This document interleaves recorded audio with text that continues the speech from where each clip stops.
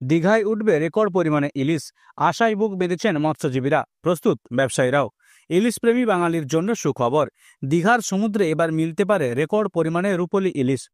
14ই June শেষ হয়েছে ban period, আর তারপরেই নতুন আশায় সমুদ্রে পাড়ি দিয়েছে দীঘার শত শত ট্রলার, লঞ্চ ও মোটর চালিত নৌকা। গত 2 বছর ধরে সমুদ্রে সেভাবে দেখা মিলেনি ইলিশের, কিন্তু এবছর পরিস্থিতি একটু অন্যরকম, অন্তত এমনটাই বলছেন অভিজ্ঞ মৎস্যজীবীরা। প্রতি বছর বর্ষা নামার মুখেই ইলিশের জন্য মুখে থাকে গোটা বাংলা। রান্নাঘরে ইলিশ মানে যেন উৎসব, ভাজা হোক বা পাতুরি, টক ঝাল মিষ্টি, ইলিশ মানেই রসনার রাজা। আর সেই রাজার খোঁজে এবছর পূর্ব মেদিনীপুরের উপকূল থেকে প্রায় 2000-এরও বেশি ট্রলার ও নৌকা পাড়ি দিয়েছে গভীর সমুদ্রে। মৎস্যজীবীদের কথায়, পৃথিবীর যত মাছ তার মধ্যে ইলিশ একটি আলাদা। এই মরশুমটা ভালো গেলে অনেকটাই ঘুরে দাঁড়ানো যাবে। ইতিমধ্যে ট্রলারের মালিক ও মাছ ব্যবসায়ীরাও প্রস্তুত। জেটিঘাটে পড়েছে জাল, বরফের ব্যবস্থা, শুরু হয়েছে দর কষাকষিও। অনেকেই আশা করছেন এই বছর দীঘা মন্দারমণি উপকূলে হয়ে উঠবে ইলিশে ভরপুর। তবে কেবল আশা নয়, পরিবেশবিদ ও মৎস্য আধিকারিকদের একাংশ জানাচ্ছেন এই বছর বঙ্গোপসাগরের জলের তাপমাত্রা, বৃষ্টিপাত এবং চাঁদের গতিপথ সব মিলিয়ে ইলিশের জন্য অনুকূল পরিস্থিতি। যদি প্রকৃতি মুখ না ফেরায়, তবে এবছর দীঘায় উঠতে পারে রেকর্ড পরিমাণে ইলিশ। আমি 12 বছর। বলুন, আগে যেমন ইলিশ পড়তো এখন কি ইলিশ পাওয়া যায়? না না, সেরকম পাওয়া যায় না, কম। বছরে আসে, যখন আসে, আর সব সময় থাকে না ইলিশটা।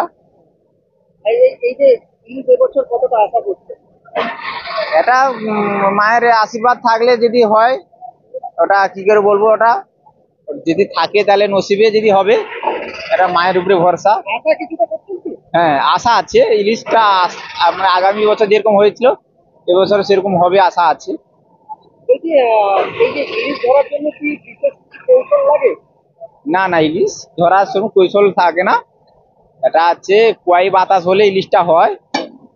রাজ্য সরকারের যে গাইডলাইন ছিল সেই গাইডলাইন মেনে মৎস্যজীবীরা 61 দিনের ব্যান পিরিয়ড আজকে শেষ হচ্ছে 14ই জুন। আজ থেকে এবং আগামীকাল 15ই জুন থেকে তারা মৎস্য আহরণের জন্য বেরোবেন। রামনগর বিধানসভা কেন্দ্রের অন্তর্গত আমাদের দীঘা মোহনা এবং আমাদের তাজপুর থেকে শুরু করে শঙ্করপুর, মন্দারমণি, বিভিন্ন ছোট নৌকা থেকে শুরু করে ট্রলার, লঞ্চ, তারা মৎস্য আহরণের জন্য তারা অলরেডি প্রস্তুত হয়ে গেছেন এবং বেরোচ্ছেন। এবং এর ফলে আমরা আবার সেই সামুদ্রিক মাছ বাজারে, হাটে আমরা দেখতে পাবো এবং তারা মৎস্য আহরণের ফলে তারা মাছ পাওয়া যাবে আমাদের বিভিন্ন বাজারে। এবং আপনারা জানেন যে বাঙালির প্রিয় মাছ ইলিশ এবছর ভালো হবে, আমরা আশা করছি রূপোলী ইলিশ।